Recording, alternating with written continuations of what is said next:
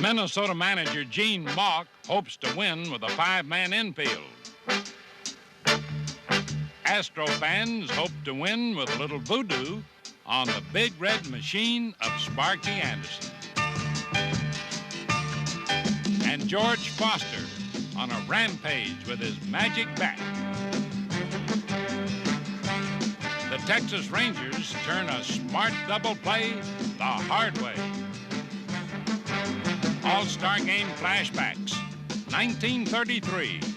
Babe Ruth set the pace with the Classic's first round tripper. And the blasting barrage continues in the 1977 All-Star Game.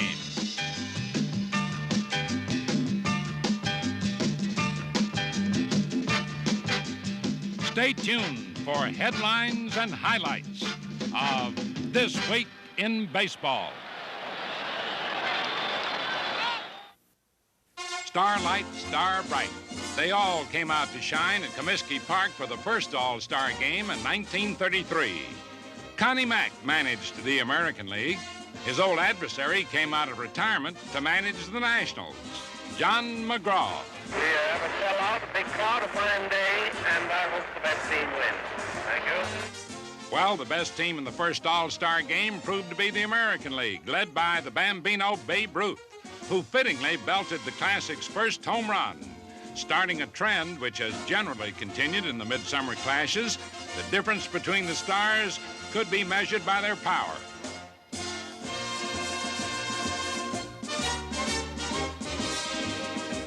In 1934, the American League boasted a lineup of awesome power, but the Giants' Carl Hubbell performed an unsurpassed feat of pitching magic, striking out in succession Ruth, Gehrig, Fox, Cronin, and Simmons. Nonetheless, the American League went on to win 9-7. In 1938 at Cincinnati, Cardinal star Ducky Medwick led the National League to its second All-Star victory with his hitting and fielding.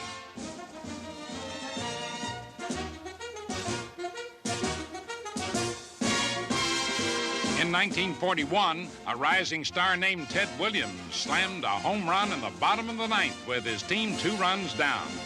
And not even Ted Williams could contain himself as he cantered around the bases, because his shot gave the American League the most dramatic victory in All-Star history. Yes, it was a moment that the young superstar would never forget.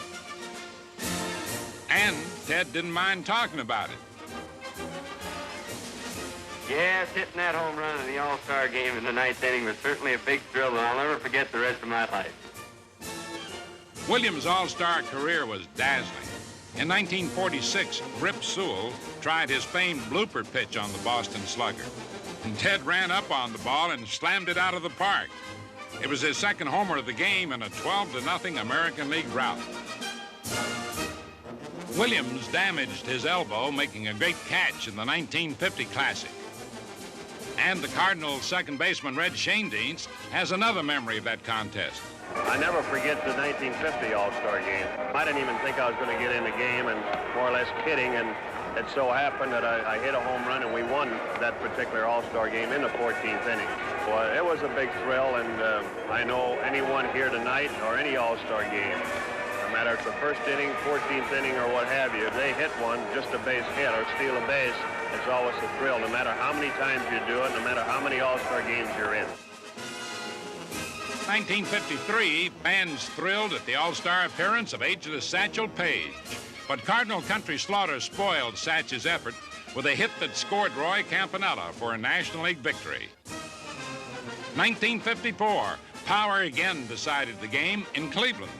Indian third baseman Al Rosen belted 2 homers in his home park to carry the American League to a wild 9-7 victory.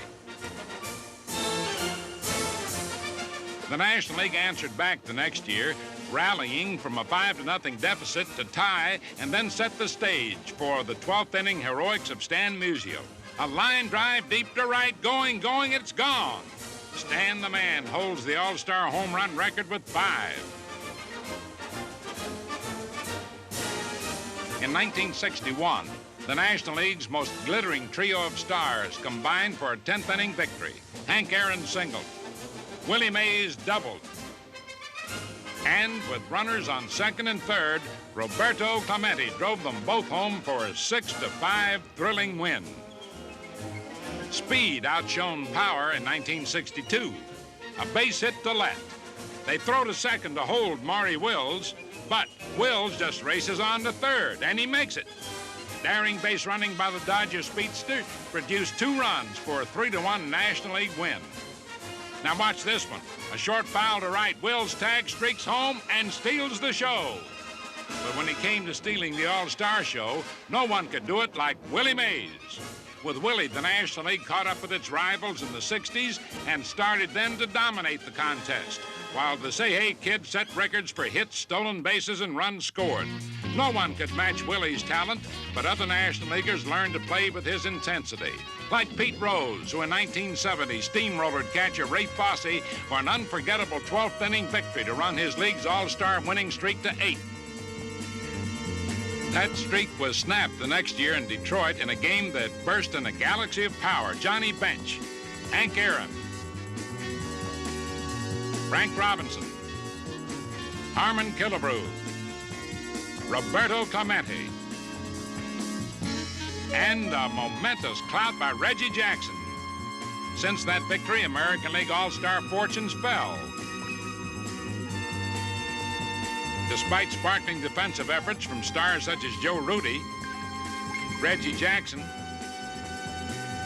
and Brooks Robinson, the National League has gone on winning, with home runs generally making the difference. Last year, they hit 2, one by Cincinnati's George Foster, who was the game's MVP. There are many ways to win a ball game, but All-Star games most often seem to be decided the way Babe Ruth decided the first one back in 1933. This year's Midsummer Gathering of the Stars is no exception, as we'll soon see. 1977's Galaxy of Stars twinkled brightly on a summer night this week in Yankee Stadium. Ladies and gentlemen, the National League All-Stars lined up against the American League All-Stars for baseball's 48th All-Star game. The stars of today were joined in the festivities with some stars of yesterday. Willie Mays, honorary captain of the National League squad, still a king in New York, as is the captain of the American League, the Yankee Clipper, Joltin' Joe DiMaggio. Ovations for times past that cannot be forgotten. But the highest tribute of the evening belonged to Mrs. Rachel Robinson, widow of the immortal Jackie Robinson, who 30 years ago courageously broke the color barrier alone, while also providing the fans of Brooklyn and the nation with more baseball excitement than they ever dreamed possible.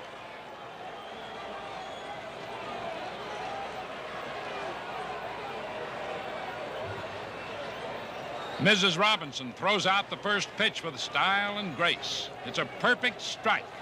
But Jim Palmer, the American League starter, has trouble with his pitches from the beginning. Joe Morgan leading off, tees off, and it's out of here. And the National League blitz is underway. Palmer facing Dave Parker. And Parker lines a hit to left field. George Foster hammers one to left center. Yastrzemski plays the relay to Burleson. And here you see Parker turning third, steaming for home. The throw, and he's safe at the plate. That's 2 across against the Oriole ace. But now here comes Greg Luzinski looking for more. Palmer ready. He delivers, and the bull blasts. It's going, and it's gone. And Jackson has to turn away again. 4 runs in the first inning. The third inning, and the American League still not out of the fire. Palmer pitches. Steve Garvey unloads.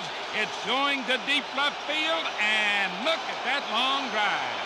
Garvey's homer gave his team a 5-0 lead. The National League was in the groove, while the American League looked like they were in for a long night. Rod Carew up at bat, He tries to get things going. A drive to deep center. But now watch George Foster play this beautifully. Right to the wall, and he hauls it down for a 417-foot out. Dennis Eckersley pitching now for the American League. 5-0 National League. Joe Morgan slams another one to deep right center, but Fred Lynn gets into the act with a great catch. The American League had to start turning things around sometime, and maybe that helped. Once again, Rod Carew, top vote getter of the All-Stars, tries to get things going. Tom Seaver now on the mound for the National League, delivers, and so does Carew. A base hit. Tom had entered with an ovation from the New York fans, but the cheers turned to the American League when Richie Zisk lined this one with 2 men on. Carew scores, and Fred Lynn follows to make it 5-2 National League. Jumping now to the bottom of the 9th inning. Score 7-3. Rich Gossage ready to deliver to George Scott with a man on. Scott drives it to the opposite field, high and deep, and it is out of sight. That makes it 7-5. And like we said, the All-Star story is generally a power story. Manager Sparky Anderson wants to make sure there won't be any more of that from the American League. And so with 2 out, Thurman Munson comes up to pinch hit, and Rich Gossage puts him away with the game's 18th strikeout. The National League keeps its winning streak alive. Gossage gets the save. Dodger Don Sutton gets the win and the MVP award for pitching 3 scoreless innings. An exciting show for baseball fans everywhere on a summer night when all the stars came out to play.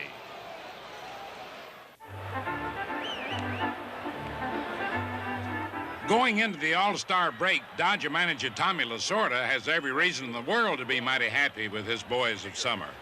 The Dodgers boast the best record in baseball and hold a comfortable 9.5 game lead over Cincinnati in the National League West. Los Angeles figures that their signals this year are pointing towards a World Series in October. And if they keep pounding the ball like this, chances are that nobody will be able to stop them.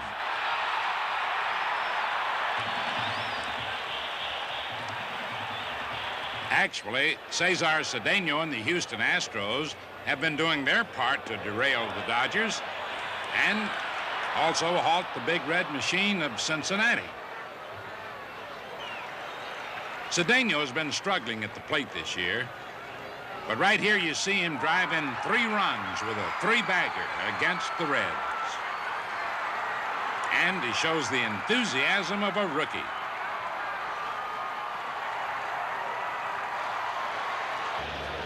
Bob Watson also started slowly at the plate, but he's caught fire recently. This blast is good for 3 runs against the Dodgers.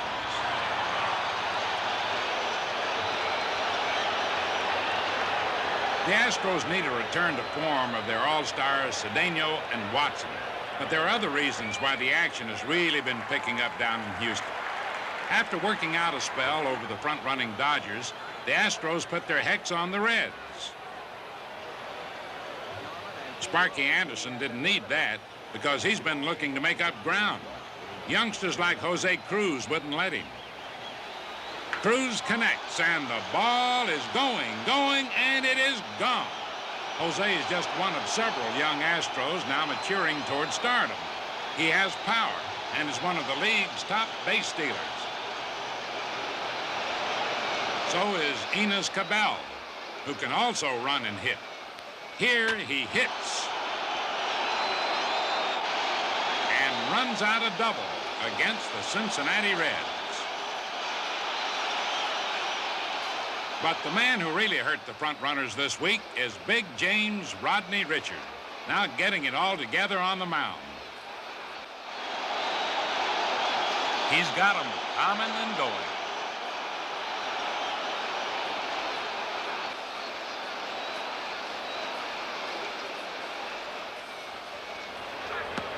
Richard had a very hot week, beating the Dodgers, and then going on to shut out the Reds twice.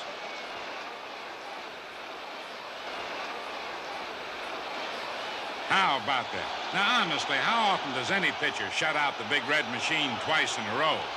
Hard to believe, but this week, James Rodney and the Astros had a time making believers out of the two top teams in the National League West.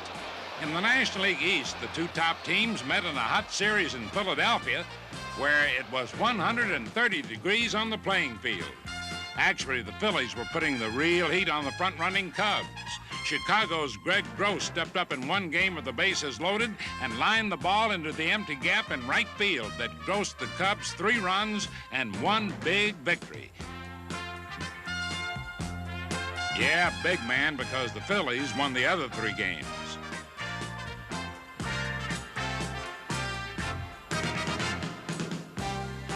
Jay Johnstone slices one, and Greg Gross can't quite cut it. The ball is bind, and Johnstone has a triple.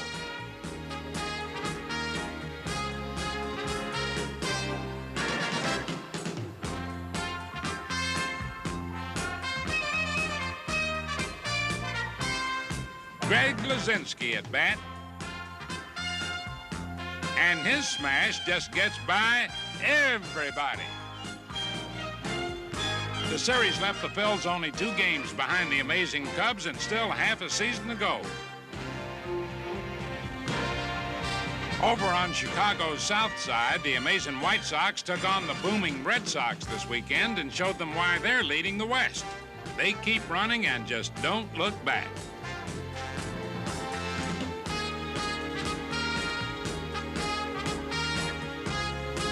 The White Sox took 2 out of 3 from Boston to stay 2.5 games beyond the reach of the hard-charging Kansas City Royals. The Royals are threatening, but who would have believed that the White Sox would have the best record in the American League at the All-Star break? The fans just filled the park, and much of that applause belongs to the man who put it all together almost overnight, owner Bill Beck. Around the major leagues this week, we wandered into a few wild odds and ends. Pitcher Gene Pence is hardly in a pensive mood. His last pitch really gave him something to think about. Just watch. That's what you really call an outside pitch.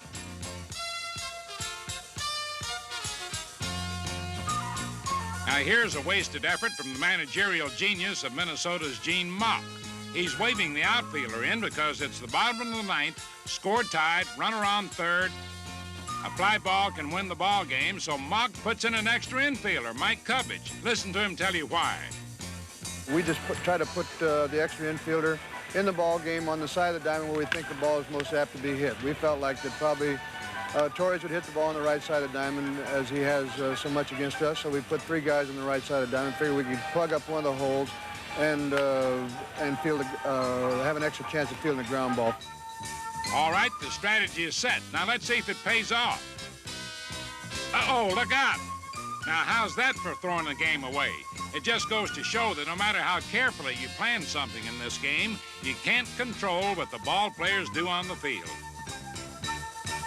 Now catch this one. Dan Dreesen chases a foul ball. Dreesen doesn't catch it, but look, the fence catches Dreesen. He's stuck, and Dreesen says this is ridiculous. But ball players have a way of keeping their cool in such situations. And now he can go back and play some baseball. Nolan Ryan will play baseball. The question is, with which baseball?